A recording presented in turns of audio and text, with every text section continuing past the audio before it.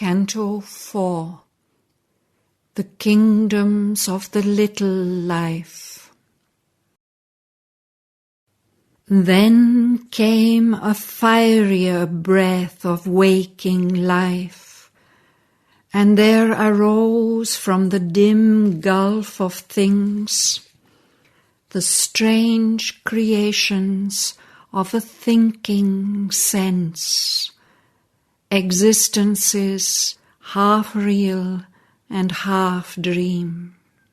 A life was there that hoped not to survive. Beings were born who perished without trace. Events that were a formless drama's limbs, and actions driven by a blind creature will. A seeking power found out its road to form. Patterns were built of love and joy and pain, and symbol figures for the moods of life. An insect hedonism fluttered and crawled and basked in a sunlit nature's surface thrills, and dragon raptures, python agonies crawled in the marsh and mire and licked the sun. Huge armoured strengths shook a frail quaking ground. Great puissant creatures with a dwarfish brain, and pigmy tribes imposed their small life drift. In a dwarf model of humanity, nature now launched the extreme experience and master point of her design's caprice. Luminous result of her half-conscious climb on rungs twixt her sublimities and grotesques, to massive from infinitesimal shapes, to a subtle balancing of body and soul, to an order of intelligent littleness. Around him in the moment beats of time, the kingdom of the animal self arose, where deed is all and mind is still half-born, and the heart obeys a dumb, unseen control.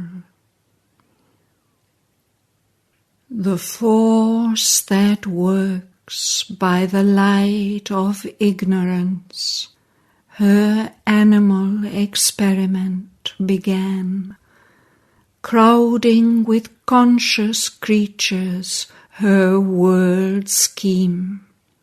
But to the outward only were they alive. Only they replied to touches and surfaces, and to the prick of need that drove their lives. A body that knew not its own soul within, there lived and longed, had wrath and joy and grief. A mind was there that met the objective world as if a stranger or enemy at its door. Its thoughts were kneaded by the shocks of sense. It captured not the spirit in the form, It entered not the heart of what it saw. It looked not for the power behind the act. It studied not the hidden motive in things, nor strove to find the meaning of it all. Beings were there who wore a human form.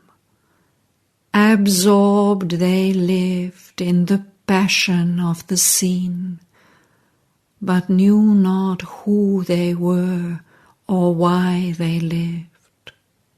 Content to breathe, to feel, to sense, to act.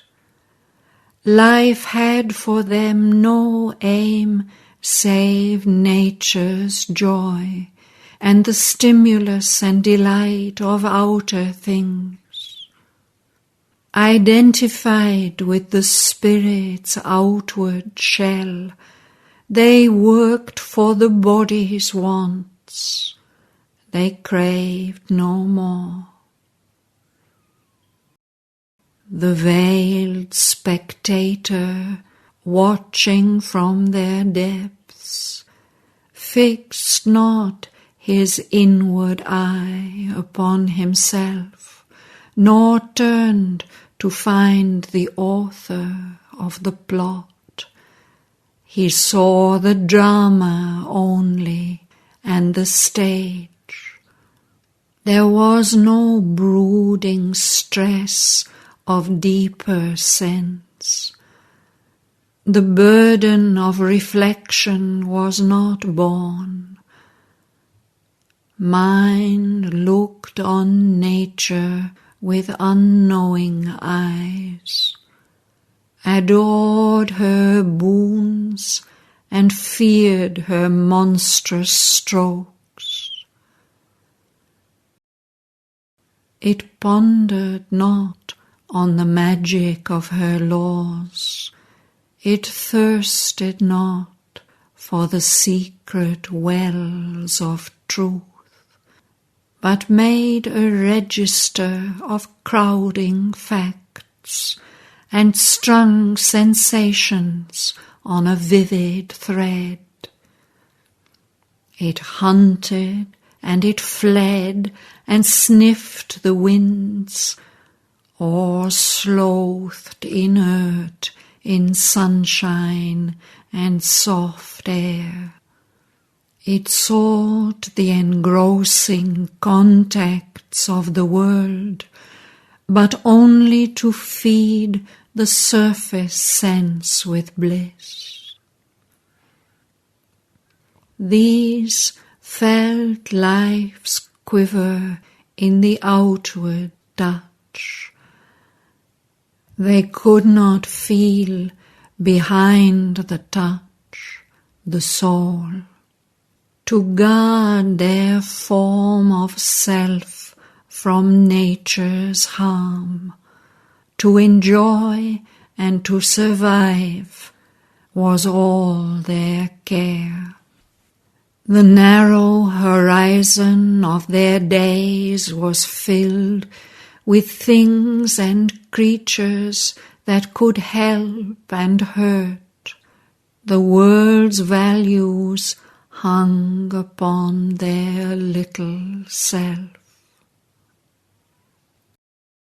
Isolated, cramped in the vast unknown, to save their small lives from surrounding death, they made a tiny circle of defense against the siege of the huge universe. They preyed upon the world and were its prey, but never dreamed to conquer and be free. Obeying the world power's hints and firm taboos, a scanty part they drew from her rich store. There was no conscious code and no life plan. The patterns of thinking of a little group fixed a traditional behavior's law. Ignorant of soul, save as a wraith within, tied to a mechanism of unchanging lives, and to a dull usual sense and feelings beat, they turned in grooves of animal desire. In walls of stone fenced round they worked and warred, did by a banded selfishness a small good, or wrought a dreadful wrong and cruel pain on sentient lives, and thought they did no ill. Ardent from the sack of happy, peaceful homes, and gorged with slaughter, plunder, rape, and fire, they made of human selves their helpless prey. A drove of captives led to lifelong woe, or torture a spectacle made and holiday, mocking or thrilled by their torn victims' pangs. Admiring themselves as titans and as gods, proudly they sang their high and glorious deeds, and praised their victory and their splendid force. An animal in the instinctive herd, pushed by life impulses, forced by common needs, each in his own kind saw his ego's glass.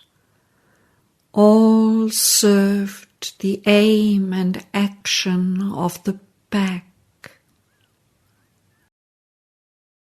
Those like himself, by blood or custom, kin, to him were parts of his life, his adjunct selves, his personal nebulas, constituent stars, satellite companions of his solar eye.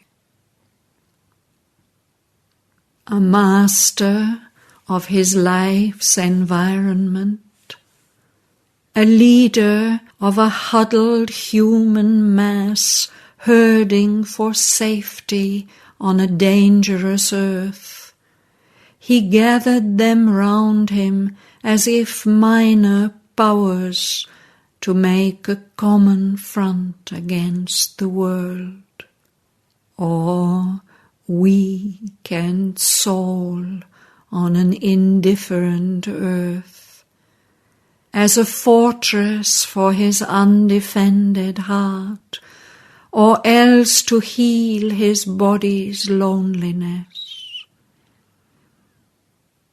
In others than his kind, he sensed a foe, an alien, unlike force to shun and fear, a stranger and adversary to hate and slay. Or he lived as lives the solitary brute. At war with all, he bore his single fate. Absorbed in the present act, the fleeting days, None thought to look beyond the hour's gains, or dreamed to make this earth a fairer world, or felt some touch divine surprise his heart. The gladness that the fugitive moment gave, the desire grasped, the bliss the experience won, movement and speed and strength were joy enough, and bodily longing shared, and quarrel and play, and tears and laughter, and the need called love. In war and clasp these life wants joined the all-life, wrestlings of a divided unity, inflicting mutual grief and happiness in ignorance of the self forever one, arming its creatures with delight and hope. A half-awakened nescience struggled there to know by sight and touch the outside of things. Instinct was formed. In memory's crowded sleep, the past lived on as in a bottomless sea, inverting into half-thought the quickened sense. She felt around for truth with fumbling hands, clutched to her the little she could reach and seize, and put aside in her subconscient cave. So must the dim being grow in light and force, and rise to his higher destiny at last. Look up to God and round at the universe, and learn by failure, and progress by fall, and battle with environment and doom. By suffering discover his deep soul, and by possession grow to his own vasts. Halfway she stopped, and found her path no more. Still nothing was achieved but to begin, yet finished seemed the circle of her force. Only she had beaten out sparks of ignorance. Only the life could think, and not the mind. Only the sense could feel, and not the soul. Only was lit some heat of the flame of life, some joy to be, some rapturous leaps of sense. All was an impetus of half-conscious force, a spirit sprawling, drowned in dense life foam, a vague self grasping at the shape of things.